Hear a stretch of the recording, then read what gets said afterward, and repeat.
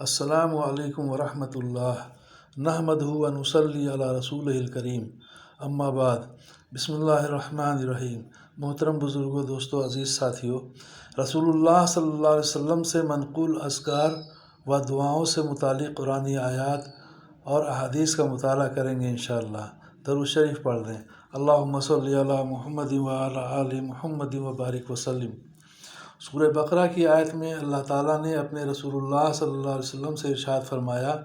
جب آپ سے میرے بندے میرے متعلق دریافت کریں کہ میں قریب ہوں یا دور، تو آپ بتا دیجئے کہ میں قریب ہی ہوں، دعا مانگنے والوں کی دعا قبول کرتا ہوں جب وہ مجھ سے دعا مانگیں۔ آگے سورہ فرقان کی آیت میں اللہ تعالیٰ نے اپنے رسول اللہ صلی اللہ علیہ وسلم سے ارشاد فرمایا، آپ فرما دیجئے اگر تم دعا نہ کرو تو میرا رب بھی تمہاری کچھ پرواہ نہیں کرے گا۔ سورہ اعراف میں اللہ تعالیٰ کا ارشاد ہے، لوگوں اپنے رب سے گڑ گڑا کر اور چپکے چپکے دعا کیا کرو۔ آگے سورہ اعراف میں ہی اللہ تعالیٰ کا ارشاد ہے، اللہ تعالیٰ سے ڈرتے ہوئے اور رحمت کی امید رکھتے ہوئے دعا مانگتے رہنا۔ آگے پھر سورہ اعراف ہی میں اللہ تعالیٰ کا ارشاد ہے، اور اچھے اچھے سب نام اللہ تعالیٰ کے لیے خاص ہیں، لہٰذا انہی ناموں سے اللہ تعالیٰ کو پکارا کرو۔ سورہ نمل میں اللہ تعالیٰ کا ارشاد ہے، اور اللہ کے سوا بھلا کون ہے جو بے قرار کی دعا قبول کرتا ہے،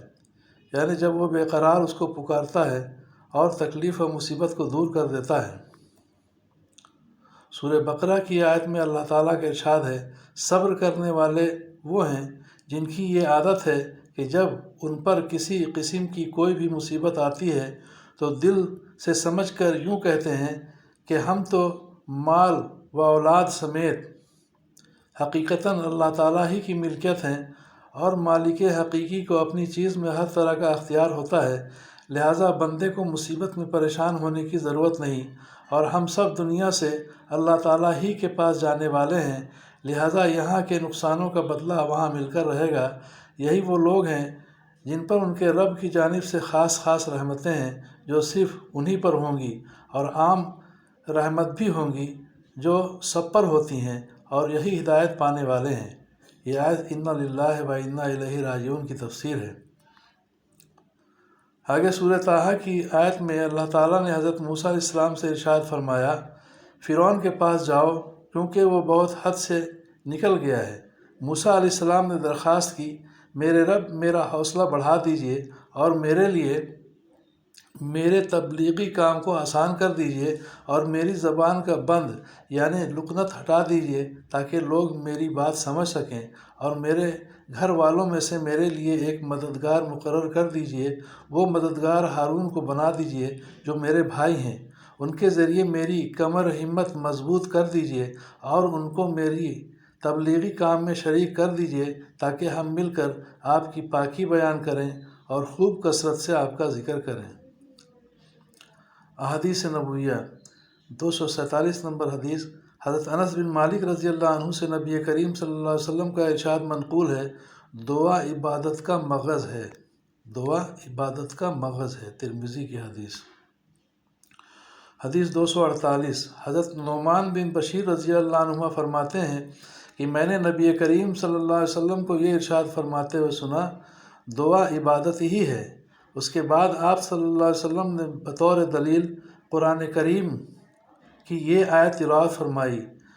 وَقَالَ رَبُّكُمُ ادْعُونِي أَسْتَجِبْ لَكُمْ إِنَّ الَّذِينَ يَسْتَكْبِرُونَ عَنْ عِبَادَتِي سَيَدْخُلُونَ جَهَنَّمَ دَاخِرِينَ، جس کا ترجمہ ہے، اور ہمارے رب نے ارشاد فرمایا ہے، مجھ سے دعا مانگا کرو، میں تمہاری دعا قبول کروں گا، بلا شبہ جو لوگ میری بندگی کرنے سے تکبر کرتے ہیں وہ عنقریب ذلیل ہو کر جہنم میں داخل ہوں گے۔ ترمذی۔